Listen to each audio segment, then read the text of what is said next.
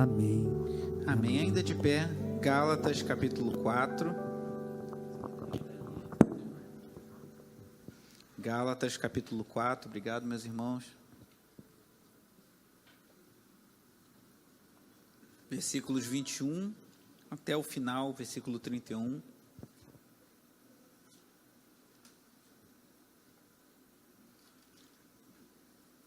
Gálatas 4, versículos 21 a 31.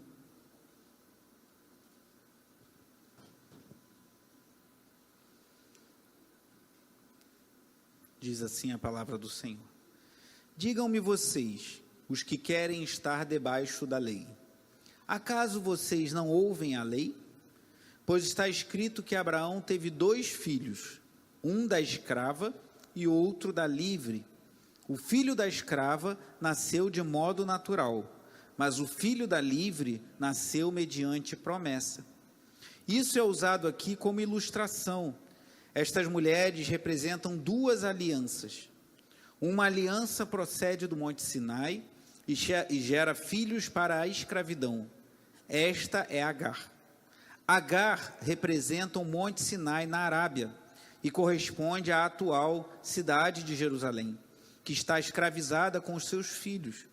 Mas a Jerusalém do Alto é livre e é a nossa mãe, pois está escrito: regozije-se, ó estéril, você que nunca teve um filho, grite de alegria, você que nunca esteve em trabalho de parto, porque mais são os filhos da mulher abandonada do que os daquela que tem marido. Vocês, irmãos, são filhos da promessa, como Isaque.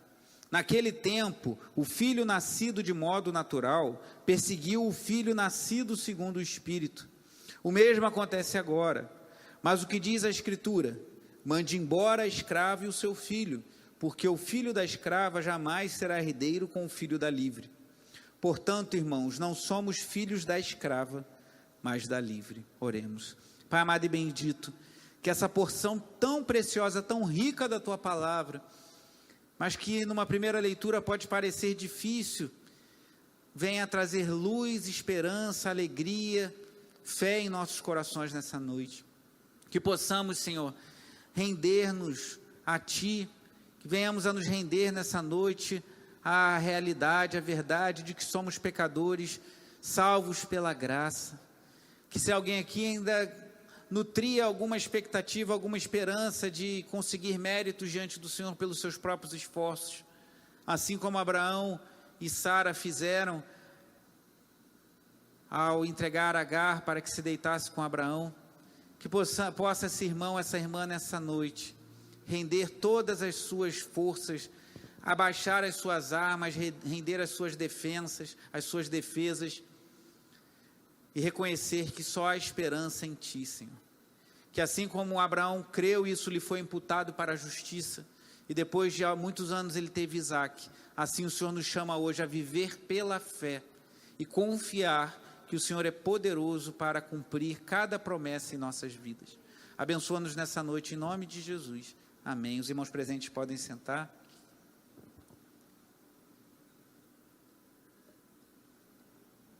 Amados, uma das muitas coisas que nós aprendemos ou que foram evidenciadas com essa pandemia do novo coronavírus é que muitas famílias não sabem passar muito tempo juntos.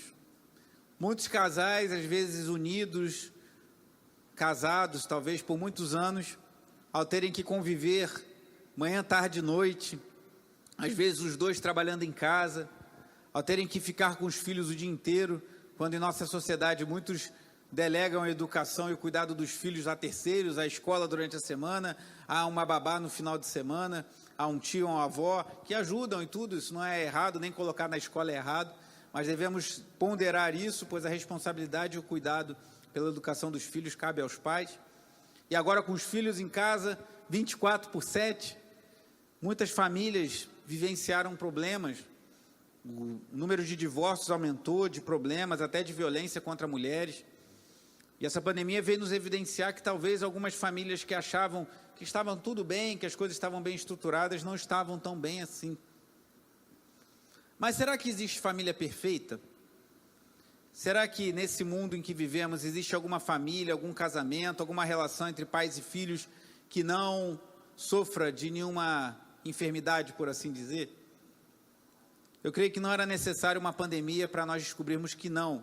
Vivemos num mundo caído, somos falhos e pecadores, e todo casal, todo relacionamento, seja de marido e mulher, pais e filhos, tem as suas demandas, tem as suas necessidades. E a Bíblia não esconde isso, irmãos. Talvez alguns pensem, mas se a gente olhar para a história dos heróis da fé nas Escrituras, para a história dos homens de Deus, será que vamos encontrar famílias perfeitas, casamentos perfeitos? E não é isso que a gente encontra nas Escrituras. Não para que venhamos a relaxar e achar, então é assim mesmo, todo mundo vive de qualquer jeito, mas para que entendamos que vivemos num mundo caído, somos seres pecadores e devemos trabalhar, batalhar pela nossa vida pessoal, pelo nosso relacionamento conjugal, aqueles que são casados, pelo cuidado com os filhos, aqueles que têm filhos, mas não esperar a perfeição, porque ela não existe. E dentre os muitos exemplos que a gente vê na Bíblia, um exemplo que nos chama a atenção de uma família que teve alguns problemas bem complicados, algumas situações bem tensas, é a família do grande pai da fé, Abraão. Hoje vamos ver aqui, a partir do texto de Gálatas, nós vamos sair de Gálatas e ir lá a Gênesis, depois retornar a Gálatas, porque o apóstolo Paulo aplica a situação de Abraão, Sara e Agar, a situação dos Gálatas de uma forma brilhante, inspirado pelo Espírito Santo, a gente vai ver isso daqui a pouco. Mas antes da gente voltar aos Gálatas, vamos entender um pouco do que aconteceu com esses personagens históricos que realmente existiram. Abraão, sua esposa Sara, e a serva de Sara, Agar, com quem Abraão teve um filho, Ismael. Vá comigo em Gênesis capítulo 15.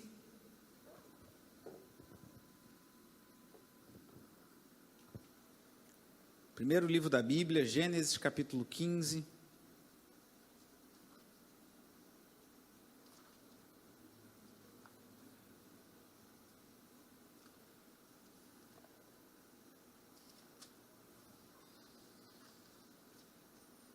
Gênesis 15, versículos 1 a 6, a promessa de Deus a Abraão.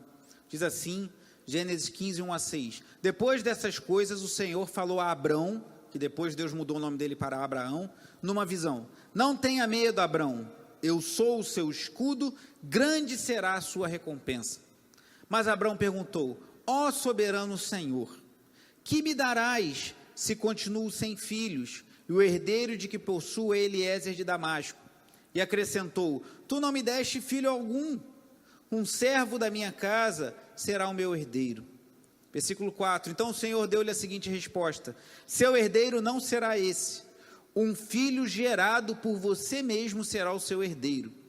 Levando-o para fora da tenda, disse-lhe, olhe para o céu e conte as estrelas, se é que pode contá-las.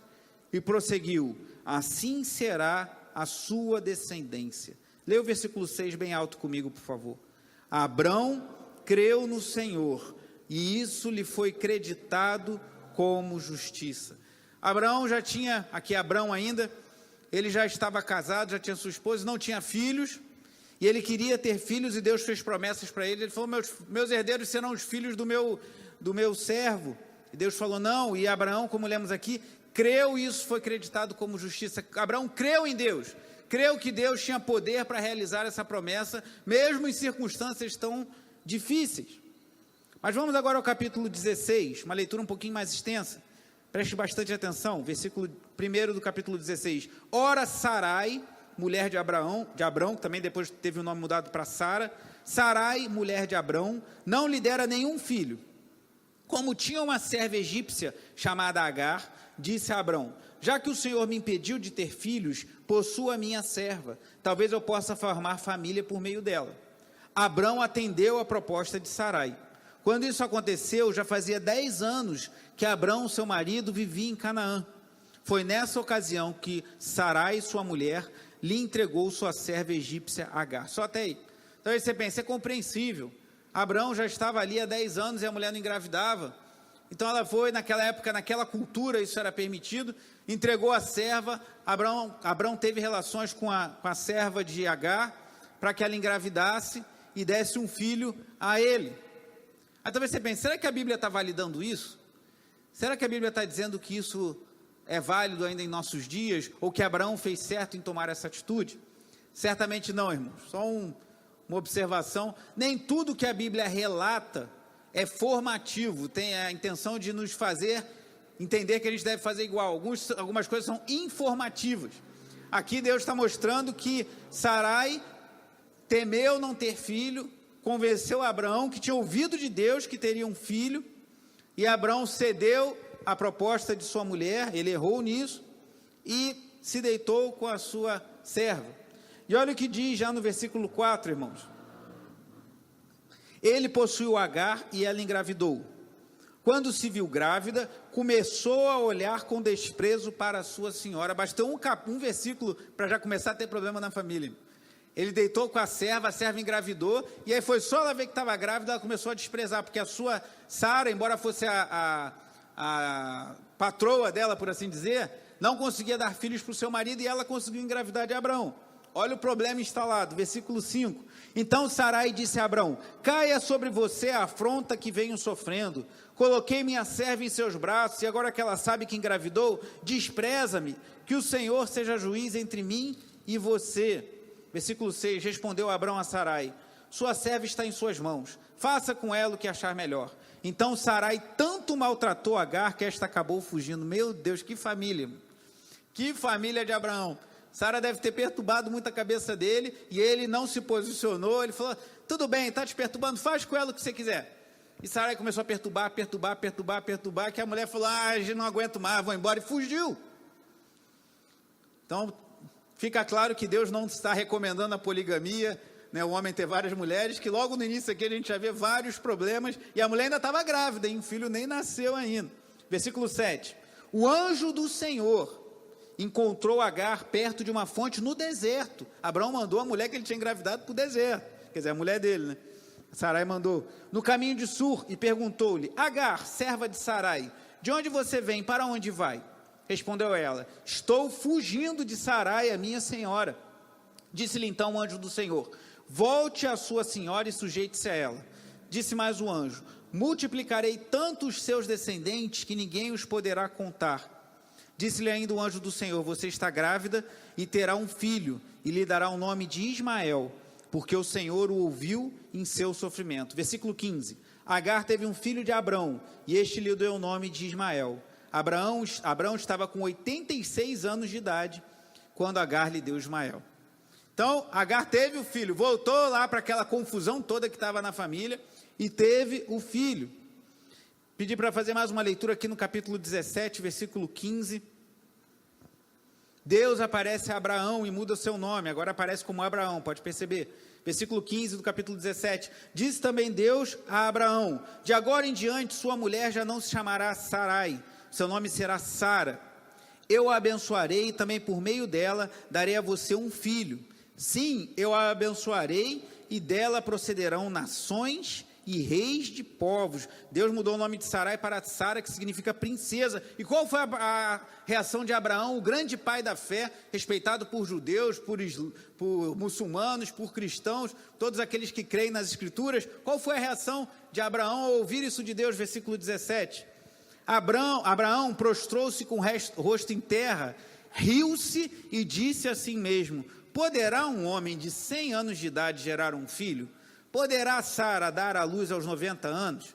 E Abraão disse a Deus: permite que Ismael seja o meu herdeiro. Abraão já estava se apegando àquela criança, já devia ser um jovem, já era um jovem. Então Deus respondeu: na verdade Sara, sua mulher, lhe dará um filho, e você lhe chamará Isaque.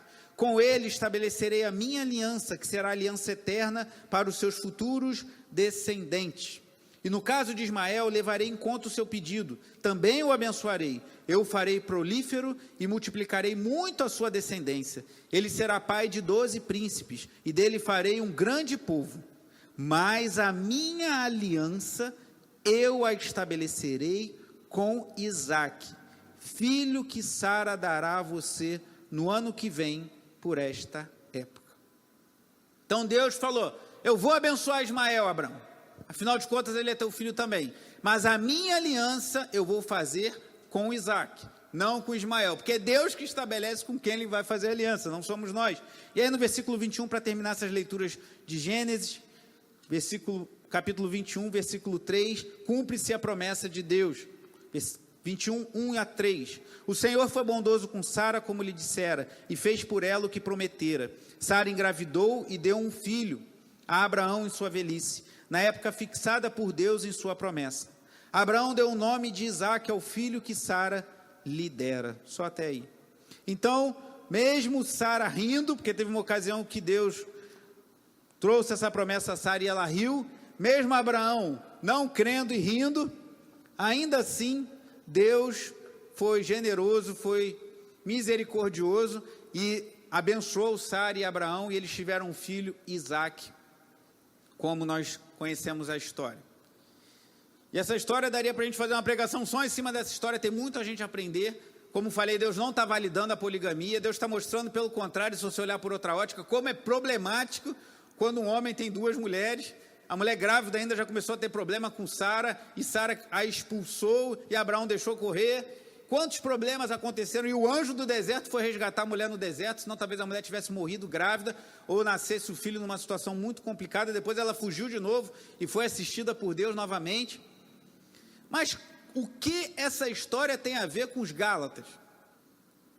O que essa história de Sara e Agar, esses dois descendentes, esse primeiro ponto eu queria colocar, os dois descendentes de Abraão, Isaque e Ismael, o que isso pode ter a ver com tudo que eu falei ainda há pouco, e que estamos refletindo nessas séries sobre Gálatas, que era um povo, era um grupo de igrejas na Galácia, que estava sendo influenciado por mestres, falsos mestres judaizantes, que, resumindo bastante, eles queriam que os Gálatas entendessem que para se tornarem cristãos, tinham que se tornar judeus primeiro. Então os homens teriam que se circuncidar, que é aquela cirurgia, semelhante a uma cirurgia, né, no órgão genital masculino, para que pudesse se tornar um judeu e aí se tornar um cristão, guardar dias, guardar uma alimentação específica, para depois virar cristão. E Paulo está condenando isso. O que a história de Sara e Agar tem a ver com isso? É o que nós veremos agora, voltando lá para Gálatas capítulo 4. Versículo 21 diz assim, de Gálatas 4. Digam-me vocês, os que querem estar debaixo da lei, acaso vocês não ouvem a lei? Pois está escrito que Abraão teve dois filhos, como vimos, um da escrava, a escrava é Agar, outro da livre, a livre é Sara. O filho da escrava nasceu de modo natural, mas o filho da livre nasceu mediante promessa. O que Paulo está falando aqui? O filho de Agar, Ismael, nasceu de forma natural, que foi o quê? Era uma mulher, talvez uma mulher jovem. Sara falou, deite-se Abraão com a minha serva Agar. Eles tiveram relações, a mulher engravidou, nasceu, natural, esperado. Mas Isaque não. Isaque nasceu de um pai de 100 anos e de uma mãe de 90 anos, estéril, irmãos. Então Isaque só poderia vir à existência por meio de uma promessa de Deus, por meio de uma ação, de uma intervenção direta do Altíssimo. E é isso que Paulo está falando, olha, o filho da escrava nasceu de modo natural, mas o filho da livre, o filho de Sara, Isaque, nasceu mediante a promessa, ou seja, por meio de uma ação sobrenatural de Deus. E aí o versículo 24 diz assim, isso é usado aqui como ilustração. E aí Paulo começa a engrossar o caldo e tirar conclusões fantásticas a partir de então. Estas mulheres, Sara e Agar, representam duas alianças. O que Paulo está querendo dizer com isso? O que Paulo está querendo dizer? Esse é um dos textos, como falei, mais difíceis da Epístola aos Gálatas. Por que Sara e Agar, cada uma representa uma aliança? Por que são duas alianças? Paulo faz aqui uma aplicação, ele chama de ilustração, outras traduções dizem alegoria, mas não é um termo muito adequado, que alegoria dá a impressão que você está meio que inventando e às vezes colocando no texto coisas que não existem, não é o propósito de Paulo, mas ele faz uma interpretação inspirado pelo Espírito Santo, e ele pega e faz uma ilustração de Agar e uma ilustração de Sara com a situação dos Gálatas, que tem muito a ver com a nossa vida, a gente vai ver daqui a pouco. E ele continua assim no versículo 24, uma aliança procede do monte Sinai e gera filhos para a escravidão. Esta é Agar. Agar representa o monte Sinai na Arábia e corresponde à atual cidade de Jerusalém, que está escravizada com seus filhos. Meu Deus, o que Paulo está falando? O que era o monte Sinai, irmãos? Monte Sinai é onde Moisés recebeu as tábuas da lei. é onde Moisés recebeu a lei do Senhor. Então, o que Paulo está fazendo? Ele está fazendo uma comparação, uma ilustração entre Agar, a situação dela, e o povo de Deus recebendo a lei do Senhor. E o que isso significa aqui no contexto, irmãos? Significa que Paulo está falando que assim como Abraão tentou forçar a barra se deitando com a sua serva mais jovem, que não era estéril, para gerar o filho da promessa, o pessoal lá dos Gálatas e os falsos mestres estavam querendo conseguir o favor de Deus pelos seus próprios esforços. É um negócio meio complicado, mas a sacada de Paulo é genial. Assim como Abraão recebeu a promessa de Deus, eu vou ter um filho, e a sua mulher não engravidava, e ele deu um jeitinho, sabe aquela história do jeitinho brasileiro? Já que minha mulher é estéril, e foi ideia da própria Sara, deita com a outra que é jovem, que ela vai engravidar, e você vai ter o seu herdeiro. O que Abraão estava querendo? Conseguir o favor de Deus pelos seus próprios esforços. Assim também os Gálatas estavam fazendo a mesma coisa. Eles estavam pensando que se guardassem a lei, fizessem tudo o que a lei manda fazer, eles conseguiriam fazer isso, e aí seriam aprovados diante de Deus. Mas Paulo fala, essa é a aliança lá de Agar, da escrava, não é a aliança da livre. É meio complicado, irmãos, mas a gente vai ver que a aplicação disso é muito clara e muito prática para nós. E ele continua no versículo 26. Mas a Jerusalém do alto é livre e é a nossa mãe, pois está escrito, regozije-se, ó estéril, você que nunca teve um filho, grite de alegria, você que nunca esteve em trabalho de parto, porque mais são os filhos da mulher abandonada do que os daquela que tem marido. Então o que Deus está falando aqui? Olha lá para Sara, olha o que Deus fez. Deus entrou contra as circunstâncias e fez com que uma mulher gerasse um filho em idade avançada, uma mulher estéril, e Deus cumpriu a promessa nesse filho. Vocês, Gálatas, estão querendo ser salvos pelos seus esforços, vocês estão querendo aprender como fazer, quais são as regras, quais são os mandamentos, que você tem que fazer tudo direitinho, para você ser salvo e ser aprovado diante de Deus. Mas se você fizer isso, você está fazendo igual Abraão, deitando com Agar, você está querendo dar o teu jeitinho para conseguir o favor de Deus. Não é assim que funciona, nós somos salvos pela fé, assim como foi Abraão. Ah, mas está demorado, ah, mas as coisas estão difíceis. O justo viverá pela fé, diz a palavra de Deus. E é isso aqui se torna revolucionário, irmãos.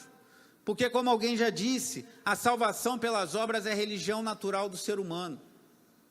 Se você perguntar uma pessoa que não tem fé, ou uma pessoa que até, como a gente chama de amigo do evangelho, gosta de ir na igreja de vez em quando, ouve uma pregação, um louvor, ou até membros de outras religiões, o mais natural é falar o quê? Não, você tem que fazer tudo certo para você conseguir a sua salvação, você tem que trabalhar, fazer tudo direitinho para conseguir o favor de Deus.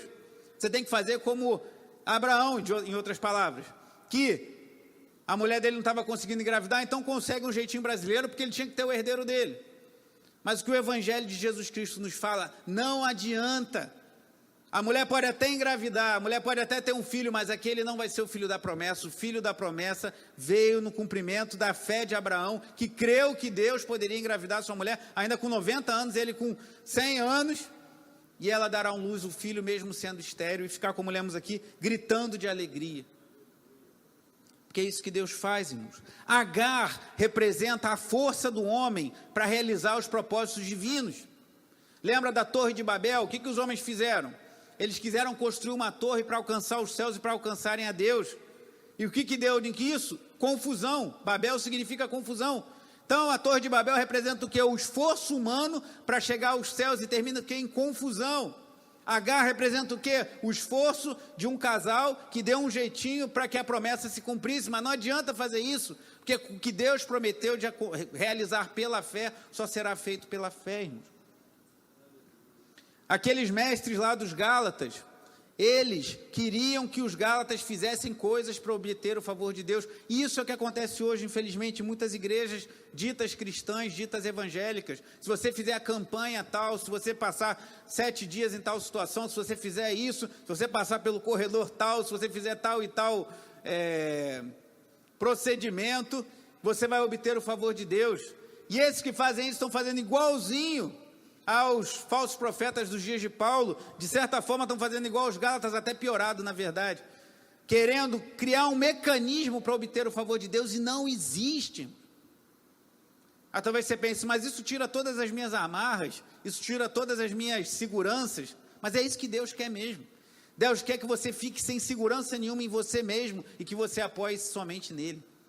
Que é o único jeito de você ter verdadeira liberdade, essa liberdade que estamos falando aqui, o evangelho da liberdade, a liberdade do evangelho, o único jeito de desfrutarmos de verdadeira liberdade em Cristo Jesus nosso Senhor, é abrirmos mão, como eu falava na nossa oração, nós abrirmos mão das nossas defesas, abrirmos mão de tudo que podemos fazer para construir a nossa torre de Babel e chegar aos céus, e reconhecermos que assim como Abraão, que aparece logo depois do episódio da torre de Babel, nós precisamos que Deus venha a nós e nos chame e nos prometa e nos conceda a fé para a salvação. Uma mensagem simples, mas que pode ser revolucionária em nossa vida com Deus. Então Paulo fala, olha, a nossa vida com Deus não pode ser igual a Abraão, que deu o jeitinho para ter o filho da promessa. O filho da promessa vai ser o que vem pela fé, o filho de Sara, Isaac. Uma observação aqui, irmãos. Quando Paulo faz essa complicada, mas genial, brilhante, inspirada pelo Espírito Santo aplicação, não quer dizer que ele está concordando com a atitude de Sara, de dar a serva dela para deitar com Abraão, não está concordando com a atitude de Abraão de aceitar essa circunstância, mesmo tendo ouvido de Deus que ele teria um descendente, não está dizendo que a prova que Sara agisse com orgulho e provocasse ciúmes em Sara, a Sara não, Agar, a serva, provocasse ciúmes porque ela conseguiu engravidar e a outra não. Não quer dizer que a prova que Sara perseguisse Agar e botasse ela para ir embora grávida para o deserto, não significa nada disso. O que significa é que Paulo está simplesmente falando que se buscarmos obter o favor de Deus pelos nossos próprios esforços, seremos como Abraão e Agar. Nós vamos querer ter o filho herdeiro pela nossa força, mas esse filho não vai ser o herdeiro. O herdeiro é Isaac, que vem somente pelo poder de Deus, pelo impossível de Deus que só Deus pode realizar. E aqui no versículo 28, depois de falar de duas alianças, depois de falar de dois filhos, dois herdeiros, Isaac e Ismael, Ismael e Isaac, depois de falar de duas alianças, Agar e Sara, Paulo conclui aqui falando de dois povos, versículo 28. Vocês, irmãos, são filhos da promessa como Isaac. Naquele tempo, o filho nascido de modo natural perseguiu o filho nascido segundo o Espírito. O mesmo acontece agora. Mas o que diz a Escritura? Mande embora a escrava e o seu filho, porque o filho da escrava jamais será herdeiro com o filho da livre. Portanto, irmãos, não somos filhos da escrava, mas da livre. O que Paulo está falando isso? Somos, louvado seja Deus, aleluia, isso mesmo, glorifique a Deus. Porque nós fomos colocados no pacote, nós cristãos que cremos em Cristo, que buscamos a Deus pela fé, fomos colocados nesse pacote da descendência bendita de Abraão por meio de Isaac, que hoje os que são pela fé em Cristo são os filhos de Abraão, somos nós. Então Paulo fala, nós somos filhos da promessa como Isaac. Ele fala aqui da perseguição, porque lá em Gênesis 21 fala que em certa ocasião Isaac ainda era um bebê, uma criança pequena. Ismael dá a impressão que ele zombou de Isaac, Gênesis 21, 9. Talvez seja referência a isso. Mas o que importa para nós é que se você quiser viver pela fé, você vai ser perseguido. Seja por não cristãos, seja por pessoas que não concordam com a sua fé, seja por pessoas que falam, mas assim é muito fácil. É só você crer em Jesus e buscar seguir os mandamentos, mas você ter confiança que a tua fé que traz salvação. E assim como Ismael perseguiu Isaac, aqueles que resistem à ideia, porque é antinatural, irmãos. O natural, o homem fala, eu vou construir a minha torre de Babel, eu vou chegar ao céu, e você fala, não, eu vou somente confiar em Cristo e vou nessa caminhada como se eu estivesse caminhando no escuro, mas certo de que eu dei a minha mão ao Senhor e Ele vai me conduzir até o fim. Vão falar que você é louco, mas como assim? Como você pode viver pela fé? Mas é o que a Bíblia nos fala, irmãos, e como nós descobrimos isso, quando cai a ficha, quando vira o interruptor, quando vira a chave, isso se transforma numa liberdade poderosa para nós, irmãos.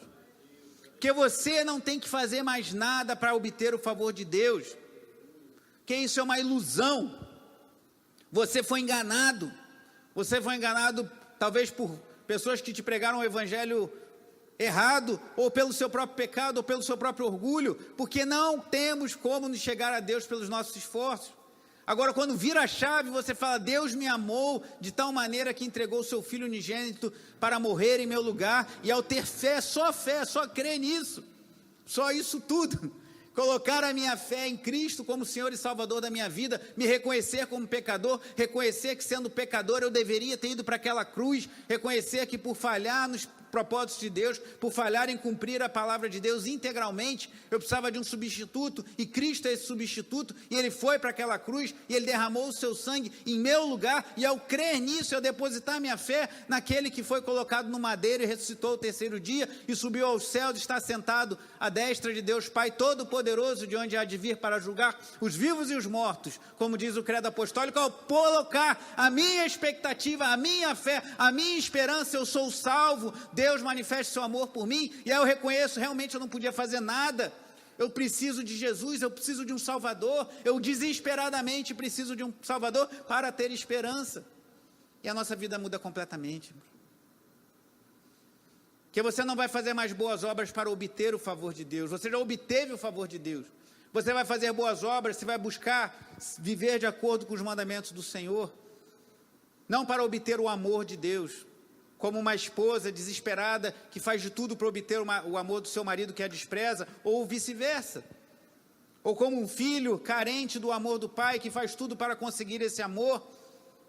Ou como um pai que faz tudo para conseguir o amor do filho e nada acontece. Mas Deus nos amou abundantemente, de forma transbordante, abundante. Ele nos amou e ponto. E por sermos amados, por termos sido escolhidos por Ele, por termos tido as escamas dos nossos olhos derrubados e a nossa vista aberta para enxergar Cristo como Senhor e Salvador de nossa vida, agora queremos viver para a glória do eterno, mas sem depender disso para a nossa salvação, irmãos, que isso é uma ilusão, irmãos. Aprenda isso antes que seja tarde demais, porque pode ser que você fale, mas eu não vou ser salvo. Eu creio que pessoas, mesmo crendo, ainda que tenham algum mérito na salvação, podem ser salvos, porque elas podem depositar alguma fé em Cristo, mas no mínimo vão ter uma vida doentia, como eu vejo, irmãos. Uma vez uma pessoa falou para mim, eu não me lembro quem foi, nem lembro quais foram as circunstâncias, mas que ela foi num hospital psiquiátrico, e descobriu que a maioria do que estava lá era desviado da igreja. Quando começou a cantar um louvor, todo mundo cantou. Quando começou a falar alguns versículos da Bíblia, todo mundo sabia de cor. O hospital psiquiátrico lotado de crente desviado. Não é gente que se converteu igual ao presídio, não. O cara chegou lá todo errado e se converteu a Cristo, não. Gente que era cristão. A religião, irmãos, a religiosidade enlouquece as pessoas. Tem pessoas dentro da igreja que estão enlouquecendo. E não é por causa da pandemia, não. Que estão perdendo o seu senso racional, que estão perdendo a sua saúde mental, porque não entenderam ainda isso que é tão básico. E tentam chegar a Deus por seus esforços. E uma hora consegue, acha que consegue, nunca consegue, mas uma hora acha que consegue, se torna orgulhoso, vaidoso, e chega e fala, você não consegue isso porque você não é um crente espiritual como eu, você não consegue aquilo porque você não jejua e ora como eu, assim como o fariseu que Jesus denuncia, que bate no peito e fala, eu jejuo 2 vezes por semana, dou meu dízimo, faço isso aqui, e esse pecador não faz nada, e Jesus fala que o pecador que estava ali, batendo em seu peito, Senhor, sou pecador, tenha misericórdia de mim, esse que voltou para casa justificado. E essas pessoas enlouquecem, ou elas enlouquecem elas mesmas, ou ela enlouquece o outro, porque ela quer que o outro cumpra uma lei que ela acha que cumpre, mas ela não pode cumprir, e ela enlouquece quem está ao seu lado, ela enlouquece quem dorme na sua cama com ela, quando ela não enlouquece ela mesma, e os hospitais psiquiátricos lotam de crentes que não entenderam o Evangelho. Então o que estamos falando aqui é muito sério, irmãos. Pode dizer respeito à sua salvação eterna, mas mesmo à sua saúde mental, porque Deus quer que nós entendamos que Ele nos amou, irmãos, mesmo sendo falhos e pecadores como nós somos. Isso é graça. Mas eu não consigo entender. Eu fui rejeitada pelos meus pais, ainda que seu pai e sua mãe o rejeitem, eu não rejeitarei, diz o Senhor. Mas eu tenho uma história de vida difícil. Não interessa qual é a sua história de vida, não interessa qual é o seu passado, pode até trazer marcas que influenciam a sua vida hoje, mas interessa um passado que está muito mais atrás, há 2000 anos, quando Cristo foi para aquela cruz e verteu o seu sangue e morreu em nosso lugar, e o futuro que nos aguarda no Senhor. Paulo está falando aqui, que nós somos filhos da escrava, e assim, irmãos, somos herdeiros com o filho da livre, e não somos mais filhos da escrava mais livre. O que significa? Que nós não somos mais escravos, nós somos herdeiros de Deus, e somos livres. Você é livre, irmão. Você é livre. Se você de fato depositou sua fé em Cristo, você é livre. Caminhando para a conclusão, esse texto é uma citação de Isaías 54. Eu quero te falar uma coisa surpreendente. Esse texto que lemos, regozije-se, ó estéreo. A gente vai lá em Isaías 54, mas antes, uma coisa assim, a revelação do alto. Isaías 54 vem depois de Isaías 53, olha.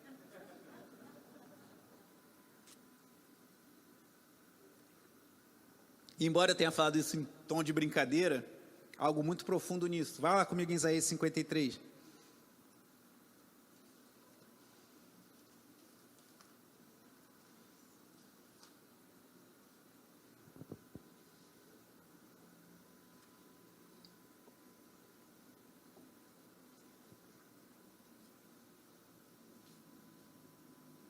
Isaías 53, versículos 10 a 12. Falando do sofrimento profetizado séculos antes, tudo que Jesus sofreria por nós, em obediência ao Pai, para a glória de Deus Pai.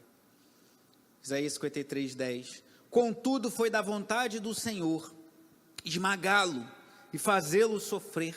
E embora o Senhor tenha feito da vida dele, está falando de Jesus, uma oferta pela culpa, ele verá sua prole e prolongará seus dias. E a vontade do Senhor prosperará em sua mão. Depois do sofrimento de sua alma, ele verá a luz e ficará satisfeito. Pelo seu conhecimento, meu servo justo justificará a muitos, não a todos, mas a muitos, e levará a iniquidade deles. Por isso eu lhe darei uma porção entre os grandes, e ele dividirá os despojos com os fortes, porquanto ele derramou sua vida até a morte, e foi contado entre os transgressores. Pois ele levou o pecado de muitos, e pelos transgressores intercedeu. E o que vem na sequência, o texto citado pelo apóstolo Paulo lá em Gálatas 4. Cante, ó estéreo, você que nunca teve um filho, e rompa em canto. Grite de alegria, você que nunca esteve em trabalho de parto, porque mais são os filhos da mulher abandonada do que os daquela que tem marido. Porque Cristo foi para a cruz, porque Ele é o servo sofredor de Isaías 53, nós gozamos do benefício de sermos descendentes da livre, de sermos livres hoje e podemos cantar. E olha o que diz aqui no 54 ainda, versículo 4, não tenha medo, você não sofrerá vergonha, não tema o constrangimento, você não será humilhada, você esquecerá a vergonha da sua juventude e não se lembrará mais da humilhação da sua viuvez, pois o seu Criador é o seu marido, o Senhor dos exércitos é o seu nome, o Santo de Israel é o seu Redentor, ele é chamado o Deus de toda a terra, o Senhor chamará você de volta, como se fosse uma mulher abandonada e aflita de espírito, uma mulher que se casou nova, apenas para ser rejeitada, diz o seu Deus. Por um breve instante o abandonarei, mas com uma profunda compaixão eu a trarei de volta. Eu creio que essa noite é uma noite que Deus está chamando pessoas de volta a Ele. Deus está nos chamando de volta para Ele. Isaías 54 vem depois do 53. Não foi de graça. Teve um preço, e preço alto, preço de cruz. O servo sofredor derramou o seu sangue precioso para fazer o que eu e você não podíamos fazer. Então abandone nessa noite toda a sua expectativa de salvação pelos teus méritos, pelas tuas obras. Mas então quer dizer que eu posso fazer o que quiser? Quer dizer que eu posso viver em pecado? Posso abandonar minha família? Posso trair meu cônjuge? Posso subornar? Posso receber suborno? Posso enganar os outros?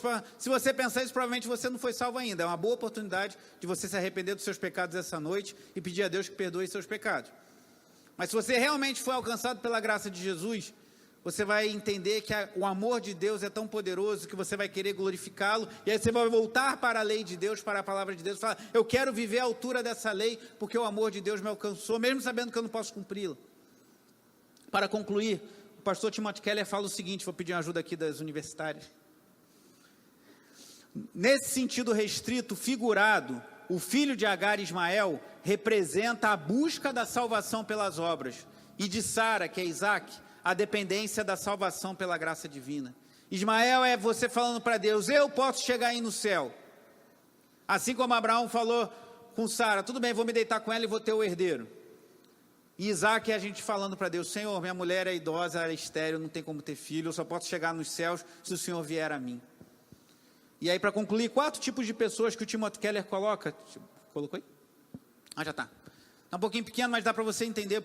Quando está pedindo a Úrsula de uma hora, obrigado por ter digitado. Ele destaca 4 tipos de pessoas. As que cumprem a lei e dependem da lei. É o orgulhoso, que fala assim, eu cumpro a lei, eu faço tudo que Deus manda, e eu sou bom mesmo, bata no peito, igual o fariseu lá. A segunda, as que desobedecem a lei e dela dependem. A pessoa que sabe que está fazendo errado.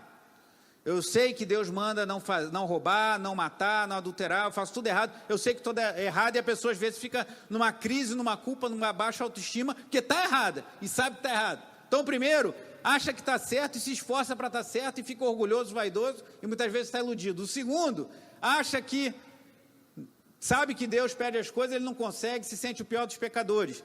O terceiro, os que desobedecem a lei e dela não dependem, os relativistas, seculares e orgulhosos. Esse aí era eu. Há 20 anos atrás, eu era o número 3 aqui. Estava nem aí para a lei de Deus, não acreditava na Bíblia, não acreditava em nada. Não cria em Deus. Falava, eu não dependo da lei, não dependo de Deus, não dependo de nada. E vou viver minha vida iludido, morto em meus pecados e achando que estava arrasando. Como muitos que nós vemos hoje em dia aí. E o quarto, os que obedecem à lei e dela não dependem. O que ele está dizendo aqui, o Timothy Keller? Que enquanto o primeiro busca cumprir a lei, para chegar diante de Deus, bater no peito e falar, Senhor, eu cumpri a lei, posso ser salvo. E isso é ilusão, porque ninguém pode fazer isso, só Jesus Cristo. O último fala, eu vou obedecer à lei porque fui salvo e quero glorificar a Deus. E sai dessa escravidão, dessa prisão, de orgulho e culpa, orgulho quando acha que fez o que devia, culpa quando acha que não fez o que sabe que devia, e descansa em Deus, e quando erra pede perdão a Deus, se arrepende dos seus pecados, volta-se para o Senhor e confia nas obras de Cristo, não nas nossas, irmãos. Isso nos dá segurança para viver uma vida para a glória de Deus. Em quem você confia? Em Agar, na filha da escrava, que nos leva à escravidão de tentar forçar, levar a vida na força do nosso braço e salvar a nós mesmos, ou em Isaac, o filho impossível, assim como a nossa salvação era impossível, mas para Deus não há impossíveis. Vamos orar, queria pedir aos músicos que viessem aqui.